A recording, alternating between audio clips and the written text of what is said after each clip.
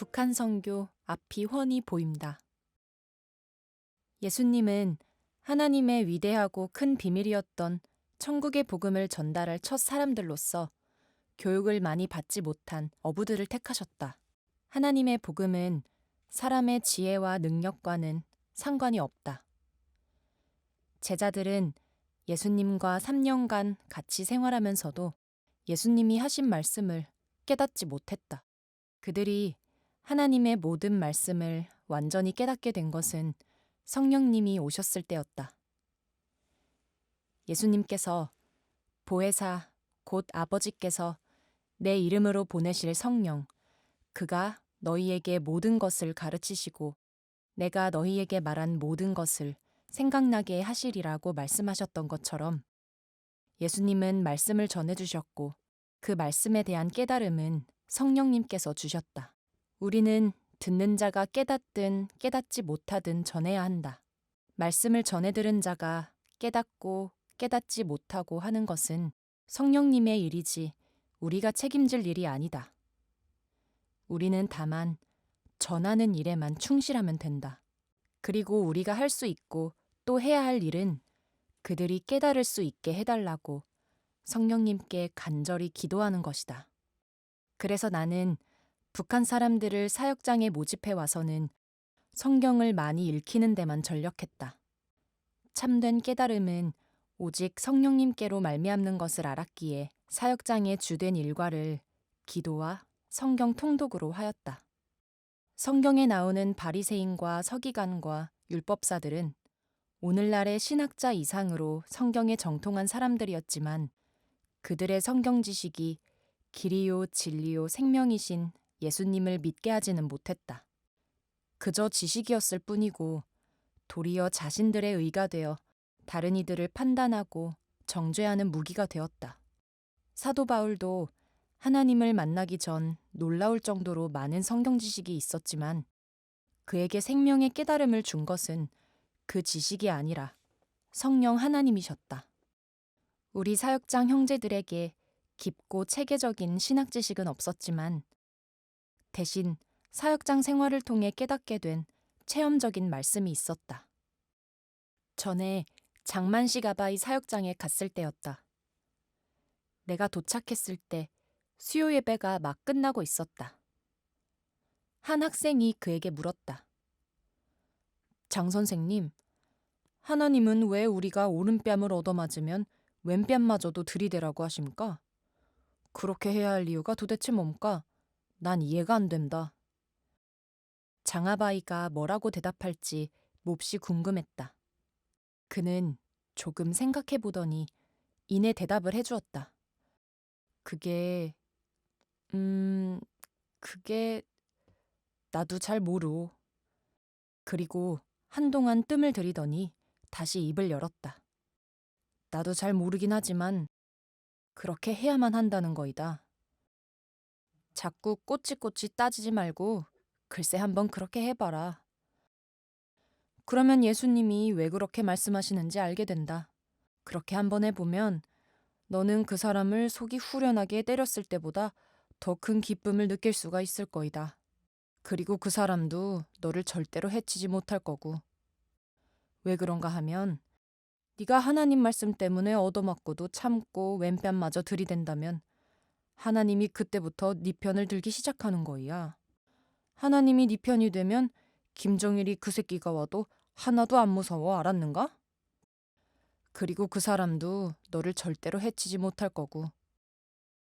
왜 그런가 하면 네가 하나님 말씀 때문에 얻어맞고도 참고 왼뺨마저 들이댄다면 하나님이 그때부터 네 편을 들기 시작하는 거야. 하나님이 네 편이 되면 김정일이 그 새끼가 와도 하나도 안 무서워, 알았는가? 제꺽 아멘 안 할래? 아멘. 장아바이는 왜 그래야 하는지 그 이유를 논리적으로 설명하지는 못했지만 그 결과가 가지는 의미는 충분히 알고 있었다. 자신의 깨달음을 뒷받침해주는 논리가 전혀 없음에도 불구하고 이성적이고 합리적이고 논리적인 사람들보다도 더 정확하게 말씀을 깨닫고 있었다. 재미있는 것은 대부분의 북한 사람들이 이런 방식으로 말씀을 깨달아간다는 것이다. 나는 북한 선생들의 설교를 들을 기회가 자주 있었다. 선생들에게 설교할 기회를 될 수 있는 한 많이 주려고 우리 가정에서 드리는 주일 오후 예배, 수요 예배, 금요일 저녁 예배에도 이들을 초청해서 말씀을 전하게 하였다. 그때마다 들어보면 이들의 설교는 대부분 세련된 논리 전개는 없고 다만 북한에서 외치던 구호 형식의 전달이었다. 예수님이 우리를 보고 오라고 했습니다. 그러니 그분한테로 가야 합니다. 예수님이 이럴 땐 이렇게 하라고 말씀하셨습니다. 그러니 우리는 반드시 예수님 말씀대로 이렇게 해야만 하겠습니다. 지금 때가 이렇게 돌아가니 성경에 맞추어 본다면 이럴 땐 이렇게 해야 할 것 같습니다. 그런데 이럴 때마다 놀라운 현상이 일어나곤 하였다. 북한에서 날마다 지긋지긋하게 구호를 들으며 살아왔기 때문에 더 이상 어떤 구호나 외침 따위에는 귀도 기울이지 않던 사람들이 하나님의 말씀을 구호처럼 외칠 때는 그 말씀을 믿고 따라야 한다는 것이다. 오히려 한국에서 오신 목사나 선교사의 논리 정연한 설교를 듣기 힘들어하며 그분들의 설교에서 아무런 깨달음도 감동도 느끼지 못했다. 이런 그들을 보며 북한 사람 복음화에는 북한 사람이 적임자라고 다시 한번 확신하였다. 선교사님, 우리 축구 경기 한번 좀 해봅시다. 전체 사역장이 모여서 어느 사역장이 축구 실력이 제일 센가 한번 봅시다. 나는 한 달에 한 번씩 사역 팀장들을 모아놓고 사역비를 지급하며 같이 식사하고 간단한 회의를 하였다. 회의가 끝나면 선생들은 각자 자기 사역장의 축구 실력을 자랑하곤 했다. 모두들 자기 사역장이 제일이라고 서로 자랑하다가 이런 제안이 나오게 된 것이다. 한번 상품도 큼직한 걸 걸어놓고 해봅시다요, 선교사님. 용섭 선생이 이렇게 제안하자 다른 선생들도 이구동성으로 찬성을 했다. 맞소. 선교사님, 우리 한번 전 사역장이 모여 축구회를 해가지고 1등, 2등, 3등까지 갈라서 1등은 미가엘 찬양 반주기, 2등은 기타, 3등은 뭐 하면 좋을까? 아직 허락하지도 않았는데 마치 결정된 것처럼 모두들 들뜨기 시작했다. 전 사역장이 모여서 축구대회를 하는 것도 별로 나쁘지 않을 것 같았다.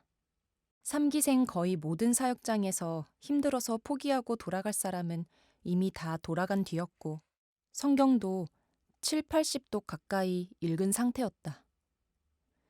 이런 때 전 사역장이 모이면 우리의 규모를 알게 되면서 형제들의 사기도 높아질 것 같아 나는 흔쾌히 승낙했다.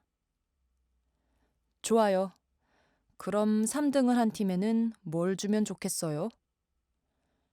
선교사님, 3등 한 팀은 개 한 마리로 하면 어떻겠습니까? 누가 선생이 말했다. 그의 말대로 3등 상품을 개 한 마리로 하고 다음 주 토요일로 날짜를 잡은 후 각자 자기 사역장으로 돌아갔다. 토요일이 되어 전 사역장 형제들이 서안시 교통대학 운동장에 모였다. 모두 모이니 80명가량 되었다. 우리 가족도 맛있는 음식을 듬뿍 장만해 학생들과 함께 어울렸다. 아이쿠, 안녕하십니까, 권사님. 은혜야, 안녕. 선교사님, 우리 사람들이 이렇게도 많습니까? 힘이 납니다, 선교사님. 모두들 자신과 처지가 같은 사람이 이렇게 많았다는 것을 알고는 신이나 어쩔 줄 몰라 했다. 은혜와 봉구도 이날은 아빠인 정 선생을 만나 하루 종일 함께 놀게 되어 너무나 좋아했다. 곧이어 대회가 시작되었다. 순교, 용철, 용섭, 빌립 선생 사역장과 누가, 규홍, 성근, 예진 선생 사역장을 각각 한 그룹으로 묶어 각 그룹에서 1등을 한 팀끼리 최종 결승을 하게 했다. 주심은 내가 보기로 했다. 이날따라 비가 부슬부슬 내려 운동장이 질척거렸는데도 형제들은 개의치 않고 모두들 열심히 뛰었다. 한 경기를 마치고 벤치로 나오는 형제들을 보니 다들 온몸이 진흙투성이었다. 사역장에 명예가 걸려서인지 상품에 욕심이 나서인지 모두들 혼신의 힘을 다해 경기에 임했다. 모두들 최선의 실력 발휘를 했지만 북한에서 축구 선수로 활약했던 효선 형제 덕에 순교 선생 사역장이 1등을 했다. 그리고 성근 선생 사역장이 2등, 정 선생 사역장이 3등을 했다. 1등을 한 순교 선생 사역장 형제들은 마지막 결승전까지 치르느라 젖먹던 힘까지 다 써버려 경기가 다 끝나자 모두 그 자리에 철퍼덕 쓰러져 버렸다. 그래도 모두가 즐거워했다. 축구 경기 자체도 즐거웠지만 우리 사역장의 규모에 더 즐거워했다. 선교사님, 이제 이들이 모두 북한 선교를 위해 뛰고 또 뛴다면 북한 선교 문제 없을 것 같습니다.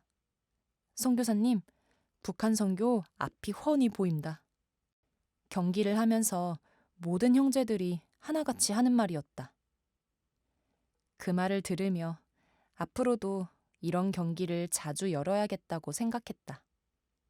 학생들도 큰 힘을 얻었지만 가정사역장을 포함하면 근 100명 가까이 되는 학생들이 한 곳에 모여 주님을 찬양하고 기도하며 즐겁게 노는 것을 보고 아내와 어머니도 커다란 보람을 느꼈다. 하지만 이렇게 모이는 것에는 위험도 적지 않게 따랐다. 만약 우리가 한 곳에 모여 축구대회를 한다는 것이 공안의 귀에 들어가게 되면 우리를 잡는데 이보다 더 좋은 기회는 없을 것이다. 그래서 철저한 보안 속에서 이런 대회를 몇 차례 더 진행했다. 축구대회가 끝난 며칠 후 권희 선생이 나에게 조용히 말을 꺼냈다. 선교사님, 저 연변으로 올라가겠습니다. 아니, 왜요? 이젠 저도 혼자서 해보겠습니다. 저도 독립적으로 사역장을 꾸리고 북한 선교의 한 흐름을 만들어 보겠습니다. 그가 이렇게 나오니 인간적으로는 많이 서운했다. 그와 계속 함께하고 싶었지만 나처럼 당당하게 사역장을 꾸려 멋있게 북한 선교를 해보고 싶어하는 그의 고집을 꺾을 수가 없었다. 학생을 모집하고 사역을 시작할 수 있는 자금을 마련해주고 훌륭한 선교사가 되길 간절히 바라며 그를 떠나보냈다. 권희 선생이 떠난 후 권희 선생이 해오던 일은 성근 선생과 규홍 선생을 세워 다시 이끌어가게 했다. 위로하시는 하나님. 아빠, 아빠. 집에 들어오는 나를 막내가 반갑게 부르는 소리였다. 어이쿠, 우리 명연이구나. 나는 딸아이를 품에 안아 올렸다. 아빠, 왜 이렇게 늦게 왔어요? 내 품에 안겨 쉴 새 없이 종알거렸지만 내가 도무지 알아들을 수 없는 중국어였다. 그 중국어를 들을 때 속으로 눈물이 맺혔다. 우리말도 미처 다 배우기 전에 중국에 와서 중국 아이들 속에서 자라다 보니 명연이는 우리말을 점점 잊어가고 있었다. 우리 부부는 큰애와 둘째 애가 옆에서 통역을 해야만 알아들을 수 있었다. 명연이는 우리가 하는 한국말을 알아듣지 못하고 우리는 중국어를 알아듣지 못하자 아이는 점점 우리를 멀리하며 외로워했다. 아침 8시에 유치원에 갔다가 저녁 6시에 집으로 돌아오면 중국 아이들과 밝게 놀던 모습 대신 말이 없어지며 시무룩해졌다.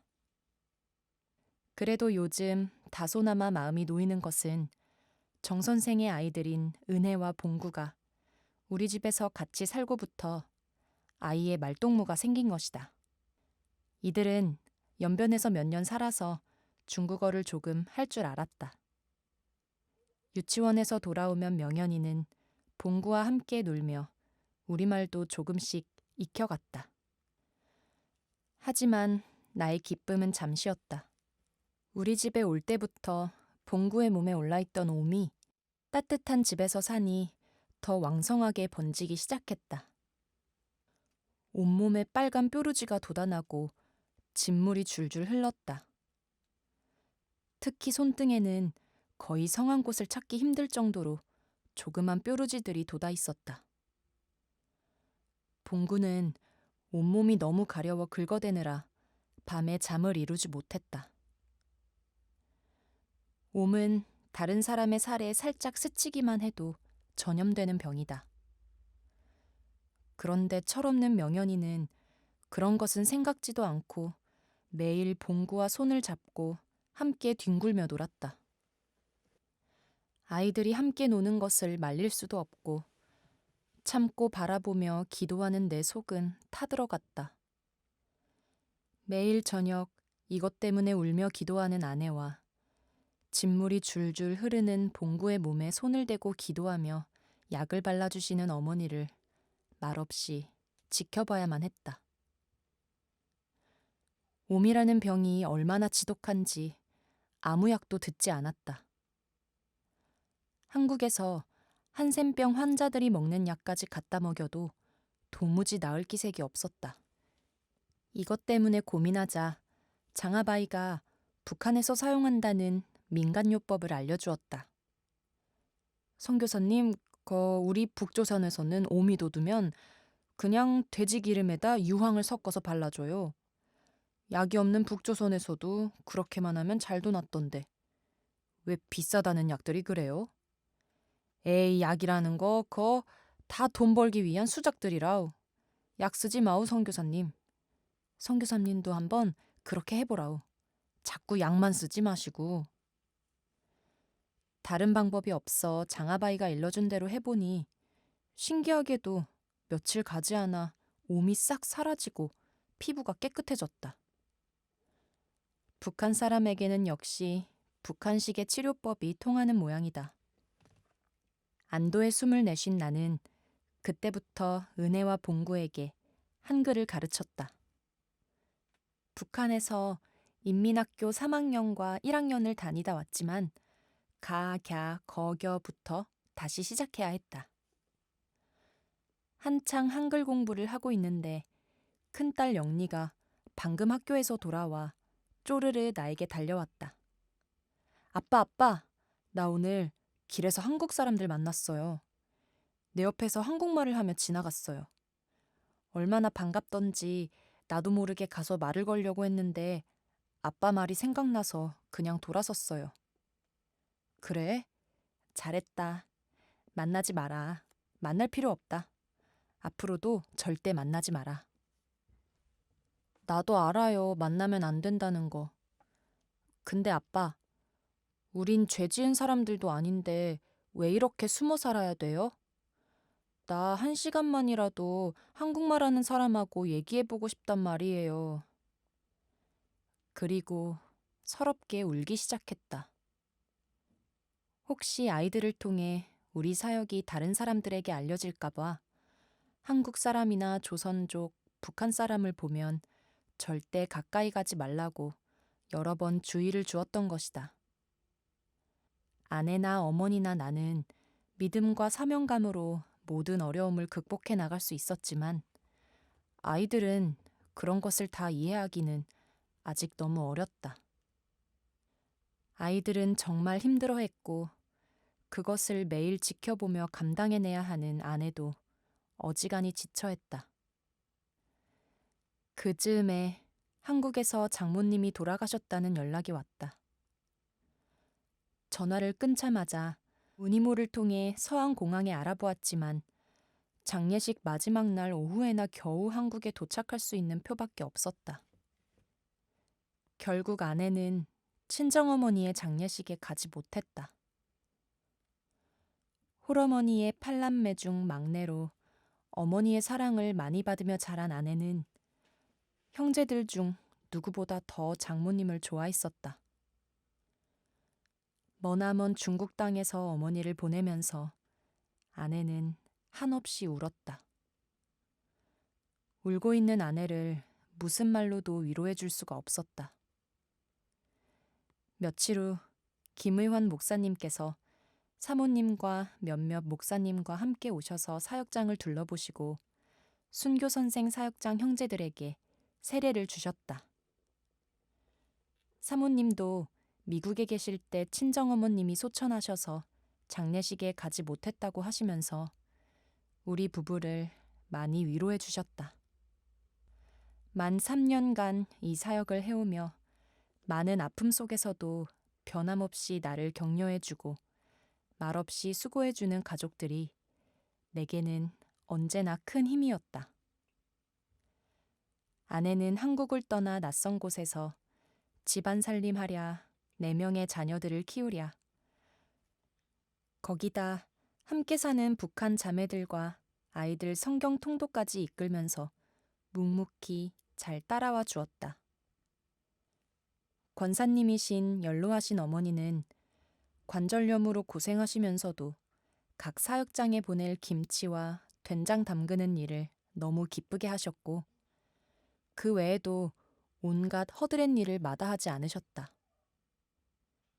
형제들을 볼 때마다 친아들처럼 기뻐하시며 항상 그들을 위해 눈물을 흘리며 기도해 주셨다. 지금도 가끔씩 중국의 사역장에서 순교하지 못한 것이 아쉽다고 하시며 그때가 가장 행복했다는 말씀을 하신다. 2000년 중반쯤에는 막내 재수 씨가 조카들을 데리고 중국으로 들어와 이 사역을 도우며 많은 수고를 하였다. 나 하나 고생하는 것은 괜찮지만 가족들까지 심히 고생시키니 인간적으로 참 미안했다. 하지만 이 모든 것이 주께서 허락하신 주를 위한 고난이니 주께서 기뻐 받으시고 보상해 주실 줄 믿고 나아갔다.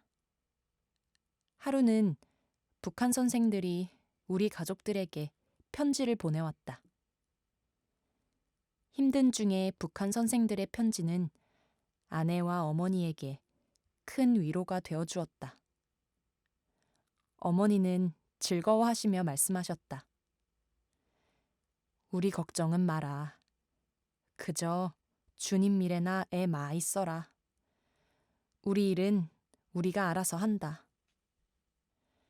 그러는 어머니가 한없이 고마웠고 아내가 사랑스러웠다. 북한 선생들이 우리 가족들에게 보낸 편지.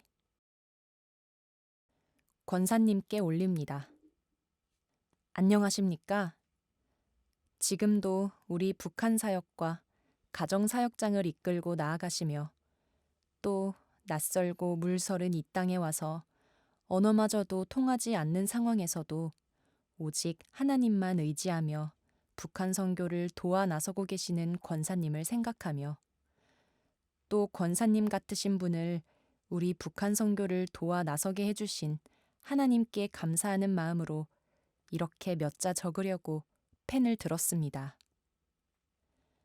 두 가정 사역장을 돌보시느라 바쁘신 속에서도 우리 모든 사역장들의 김치를 담가주시고 따뜻한 친부모의 심정으로 우리 사역장의 구석구석까지 살펴주시는 권사님의 마음을 생각할 때 북한에 두고 온 부모님과 따뜻한 할머님의 손길을 자주 생각하게 됩니다.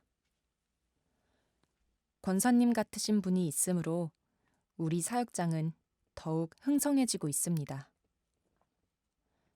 권사님이 담가주신 김치를 먹으면서 고향의 향취를 느끼고 있습니다. 권사님, 지금 가정사역장을 돌보실래? 우리 사역장들을 위해 김치를 담그실래? 많은 수고를 하십니다. 권사님의 사랑을 느낄 때 하나님이 주시는 은혜인 줄로 저희들은 느끼며 생활하고 있습니다. 권사님, 몸 조심하시고 불편하시면 몸을 관리하시면서 날씨가 추워지고 있으니 감기에 걸리지 않게 각별히 주의하시길 바랍니다. 그저 마음뿐 권사님의 일을 돌보아 드리지 못하고 권사님의 사랑만 받고 있으니 얼마나 미안한지 모르겠습니다. 권사님, 정말 제가 맡은 사역장에 폐결핵으로 각혈하던 박광일 형제의 병이 차도가 생겨 각혈도 먹고 차츰 나아져 가고 있습니다. 권사님께서 염려하시며 속 태우신 것 같습니다. 너무 마음 쓰지 마십시오. 하나님께서 그의 병을 완전히 그 근원까지도 낫게 만드실 줄 믿습니다. 계속 기도를 하여 주시면 감사하겠습니다. 기도의 제목에 넣어 전문적으로 기도해 주신 모든 형제님들과 또 권사님의 기도도 하나님께서 받아주신 줄로 믿습니다. 권사님도 아시다시피 제일 나이 어린 제가 이 사역을 하자니 정말 힘들 때도 있고 낙심될 때도 있습니다. 저를 위해서도 많은 기도를 하여 주시고 저의 사역장을 위해서도 많은 기도를 하여 주십시오. 그럼 권사님의 건강과 가정사역장의 행복과 평안을 주의 이름으로 간구하며 이만 펜을 놓겠습니다. 몸 건강하시고 건강에 각별히 주의하시길 바랍니다. 안녕히 계십시오. 2000년 10월 1일 김누가 올림.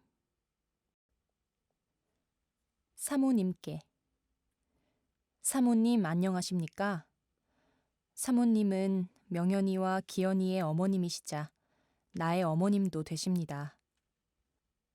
또 나 선생님은 기현이의 아버지이시자 저의 아버지도 되십니다. 나 선생님은 북에 있는 나를 낳아준 아버지보다 나를 더 사랑하십니다. 그리고 사모님이나 권사님도 저를 그렇게 사랑하는 줄 믿습니다. 저는 장 선생님 사진첩에서 명현이와 기현이를 보았습니다. 그들은 귀여운 나의 형제 자매입니다.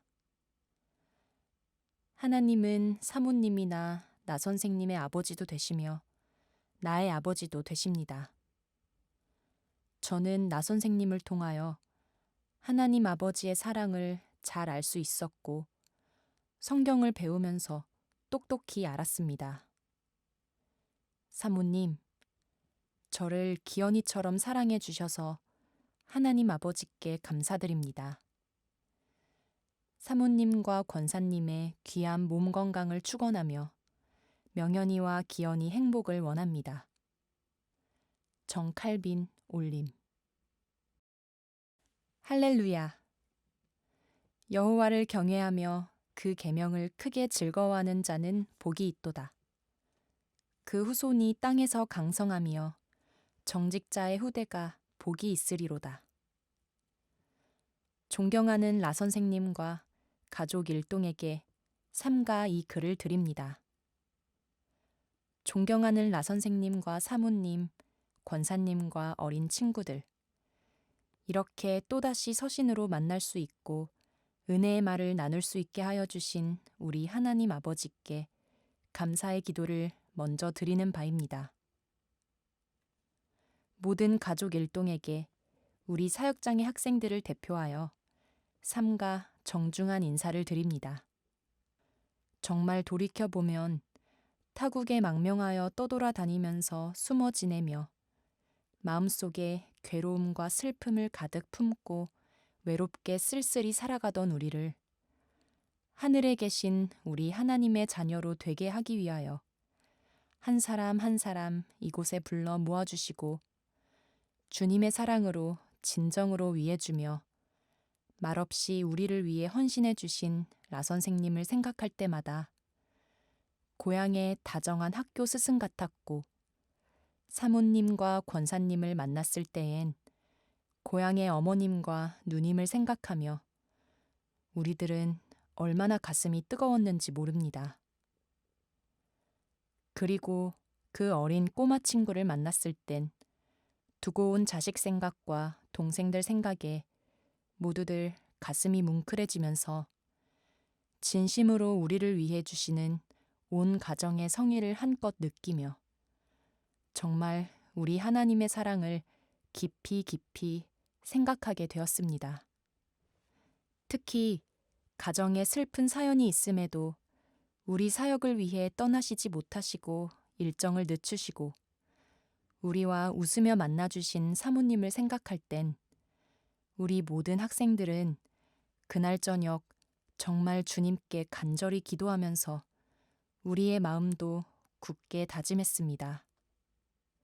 정말 온 가정의 모든 분들은 하나님께서 사랑하시고 아끼시는 주님의 귀한 종, 충신된 가정임을 확신합니다.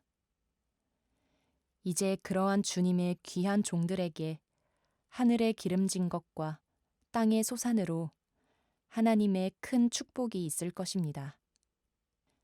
우리들은 라 선생님 가정의 그 믿음과 기대를 잊지 않고 말씀 통독과 말씀 암송, 신앙생활과 기도에서 더 훌륭히 단련되고 정금같이 되어 빠른 시일 내로 주님의 귀한 일꾼으로 자라나겠습니다.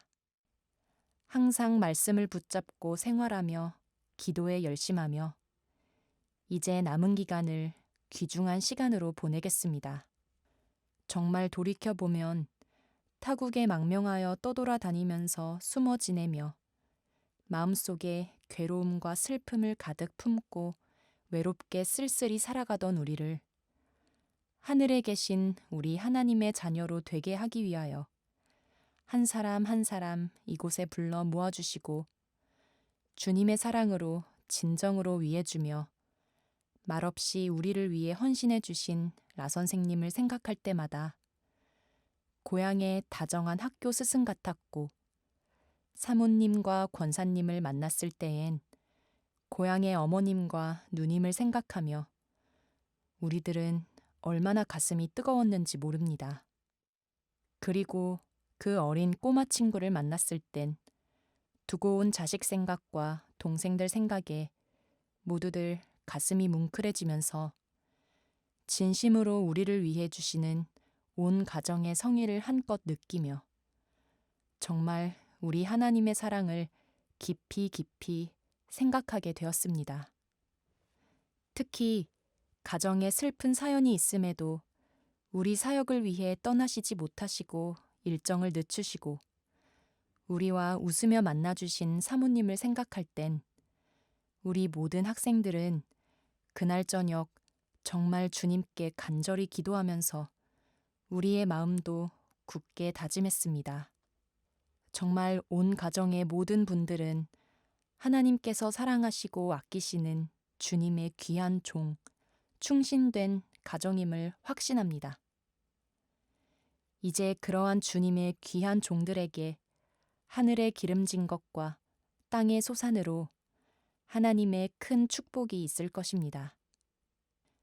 우리들은 라 선생님 가정의 그 믿음과 기대를 잊지 않고 말씀 통독과 말씀 암송, 신앙생활과 기도에서 더 훌륭히 단련되고 정금같이 되어 빠른 시일 내로 주님의 귀한 일꾼으로 자라나겠습니다.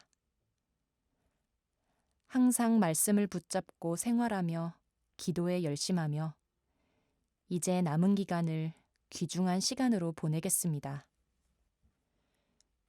우리를 믿어주십시오. 꼭 해내겠습니다. 그럼 가족의 모든 분들이 귀한 몸 건강하시기를 바라며 우리 주님께서 가정에 큰 은혜를 내려주시기를 충심으로 기원합니다. 2000년 10월 2일 최순교 선생 사역장 학생 일동. 기다려라 동방의 예루살렘이여. 일정 기간 이상 성경 통독을 한 학생들의 더 깊은 성경 이해를 돕기 위해 최휘석 목사가 성막 강의를 하러 왔다. 작년까지는 사역장이 몇 개 안 돼 직접 각 사역장을 다니며 강의를 하였으나 이제 8개나 되는 사역장을 일일이 찾아다니기는 시간도 부족하고 힘에 부칠 것도 같았다. 그래서 이번에는 전체 사역장을 20-30명씩 3개의 그룹으로 나누어 어머니와 동생 가족이 사는 가정 사역장에 5일씩 합숙하며 차례로 강의를 듣게 하였다. 성막 강의는 성경 통독을 통해 이미 회개와 죄사함의 감격을 체험하고 신앙 고백이 나오는 선생들만을 대상으로 하였다. 그래서 성경 100회 이상 통독한 선생들에게만 이번 강의에 참석할 수 있는 자격이 주어졌다. 최 목사는 강의를 통해 구약의 다양한 사건과 예수님을 예표적으로 설명하는 여러 성경 말씀을 성막과 연결시키며 예수님이 구약에서는 오실 예수 그리스도이시고 신약에서는 오시고 사시고 죽으시고 부활 승천하시고 그리고 다시 오실 예수 그리스도이신 것을 자세히 설명해 주었다. 옛적의 선지자들로 여러 부분과 여러 모양으로 우리 조상들에게 말씀하신 하나님이 이 모든 날 마지막에 아들로 우리에게 말씀하셨으니 염소와 송아지의 피로 아니하고 오직 자기 피로 영원한 속죄를 이루사 단번에 성소에 들어가셨느니라. 구약 성경 전체에는 양의 피가 흐르고 신약 성경 전체에는 예수의 피가 흐르고 있습니다. 성경은 예수의 피에 관한 책이며 구약 시대의 성막과 5가지 제사는 모두 예수님의 초림의 그림자며 예표입니다. 구약은 1년짜리 구원이지만 예수님은 십자가에서 자기의 피로 영원한 속죄를 이루셨습니다. 이렇게 구약의 성막을 예수 그리스도의 십자가의 보혈과 연결시켜 설명하고 출애굽기와 레위기를 히브리서와 연결시켜 강의하였다. 강의는 선생들에게 성경의 전체적인 맥을 잡게 해주었다. 그동안 통독과 암송을 통해 깨닫고 있던 많은 말씀이 구슬로 꿰어져 목걸이가 되는 것 같은 시간이었다. 그리고 예수님을 전인격적으로 영접하고 다시금 예수님의 십자가에 대해 깊이 묵상하며 감사하는 시간이 되었다. 최 목사는 하나님의 성령께서 예수님의 보혈을 통해 일하신다고 하며 예수님의 보혈의 어마어마한 능력에 대해 매우 강조하였다. 그리고 앞으로 지도자가 되어 말씀을 선포하여 예수님을 모르는 탈북자들을 예수님께로 인도할 그들에게 항상 예수와 예수의 피와 그 능력을 중심으로 말씀을 선포하라고, 그렇게 했을 때에 영혼을 변화시킬 수 있다고 강조하였다. 강의에 대한 선생들의 반응은 매우 뜨거웠다.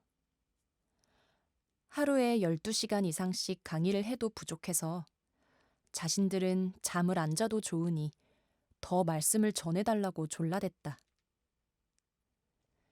강의가 끝나고 어떤 선생들은 기쁨을 주체하지 못해 좁은 우리 집에서 춤을 덩실덩실 추며 돌아다니기도 했다. 우와, 목사님, 이거 맨날 성경을 읽지만서도 이렇게 대단한 책인 줄 진짜 몰랐습니다. 이야, 이거 뭐라고 말로 다 하지 못하겠습니다. 왜 이렇게 좋습니까? 목사님, 나 정말 이 공부하기 잘했습니다. 이젠 조금 알 것 같습니다. 목사님, 이제부터 성경 공부 더 열심히 해야겠습니다. 각 그룹별로 성막 강의가 끝나면 기쁨에 넘쳐 이렇게 외쳐대는 선생들을 여럿 볼 수 있었다. 마지막 그룹의 강의가 다 끝나고 마치는 예배를 드리기 전이었다. 여러 선생들이 김철수 선생이 시를 잘 쓴다고 해서 한번 써서 낭독해 줄 수 있겠냐고 부탁했더니 쾌히 승낙했다. 그리고 30분 만에 기다려라 동방의 예루살렘이여 라는 시를 완성하여 평양 중앙방송에서나 들어봄직한 목소리로 예배 시간에 낭독했다. 기다려라 동방의 예루살렘이여. 태초에 하나님 일떠 세우셨으리. 만방의 높이 솟은 평양, 십자가로 빛나는 동방의 예루살렘을. 토마스 선교사 순교한 대동강은 요단강이런가. 주기철 목사 고이 잠자는 대성산은 감남산이런가. 구름 타고 대박산에 내렸다는 환웅도, 평양에 터를 닦고 조선을 세웠다는 단군도, 동방의 예루살렘, 평양의 예비 위해 하나님 보내신 천사일 수 있으리. 유구한 력사에 평양 하늘을 뚫고 솟으며 천국을 떠받드는 거룩한 성전들을 일떠 세워. 평양이여, 너는 얼마나 성령으로 부흥하였고 하나님 내리시는 축복으로 행복하고 행복했더냐. 그리도 신성하고 그리도 영광 넘쳤건만 이방의 신들이 더럽힐 때 너는 얼마나 부끄러움과 치욕으로 몸부림쳤더냐. 다시 무신론과 무식이 너의 성전 위에서 칼부림할 때 피바다에 잠긴 너는 어떻게 순교로 항거하고 항거했더냐.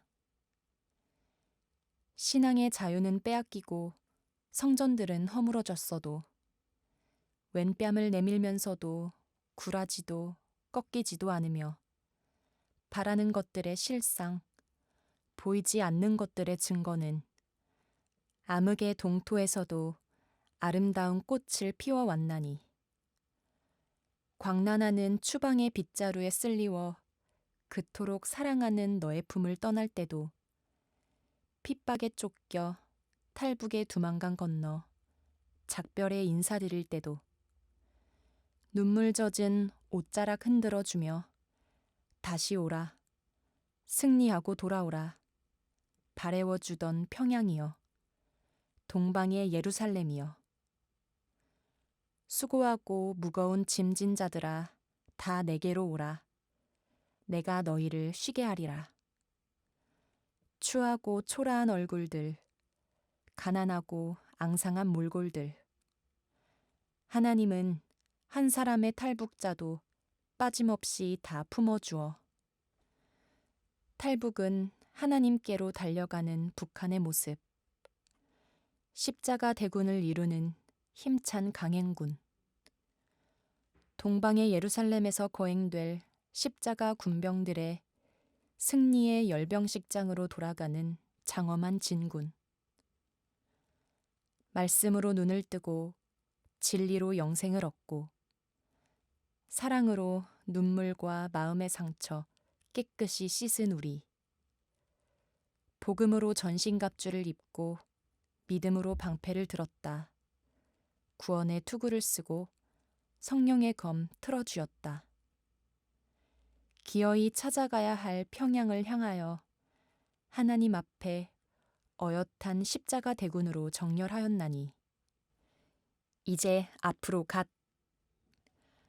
하나님 명령 하늘 땅을 증감하리. 예수님 모시고 예루살렘으로 입성하던 사람들처럼 호산나, 찬송가, 목청껏 부르며 평양, 동방의 예루살렘으로 입성하리라. 그날에 하나님, 평양의 천만 대죄 사하여 주시리. 쌓이고 쌓인 오명과 수치 씻어주시며 사랑과 구원과 진리의 복을 안겨주시며 동방의 예루살렘이라 불러주시리. 그날에 우리 토마스 선교사 샤마노에 싣고 간 그 성경, 아름다운 대동강변에 떨기떨기 내리는 흰 눈처럼 뿌려 놓으리라. 하나님이 우리를 인도하시는 곳, 순교자들의 숨결이 어서 오라 폭풍쳐 부르는 평양. 잃을 수도 버릴 수도 없는 주님이 재림하실 성스러운 동방의 예루살렘 평양이여. 하나님이 보내시는 선물 사랑의 복음 안고 달려가리라. 죽어서도 달려가 천국처럼 포옹하는 내 품에 안기어 영생하리라.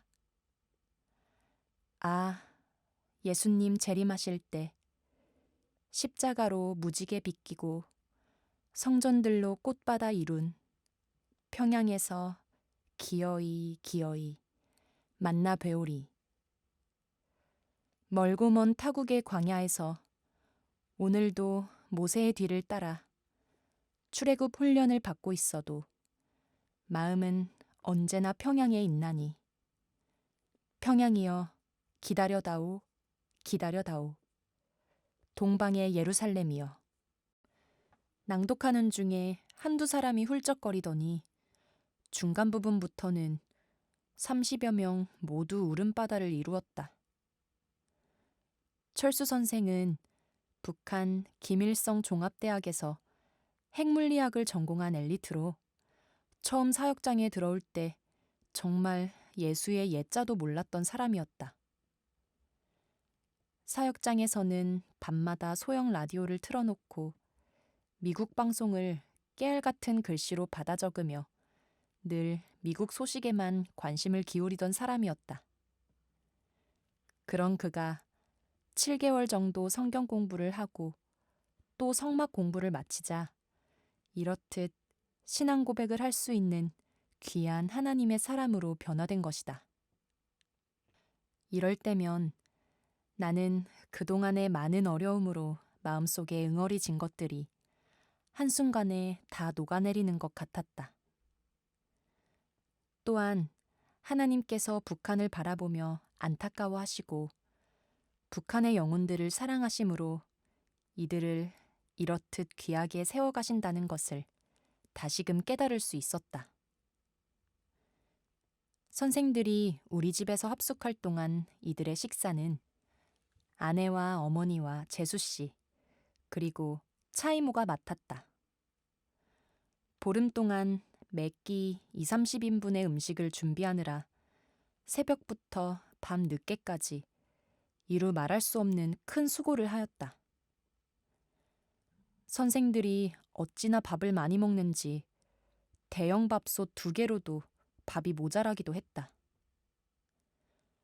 무엇을 해도 잘 먹어주는 선생들을 보면 흐뭇하기도 하고 보람도 느꼈지만 한 그룹 한 그룹 강의가 끝나면 내 사람은 파김치가 되곤 했다. 아내는 2번째 그룹의 강의가 끝나자 완전히 탈진하여 혼자서라도 한국으로 돌아가겠다고 하였다. 친정 어머님이 돌아가신 슬픔도 미처 가다듬지 못한 채 갑자기 많은 일을 맡게 되었던 것이다.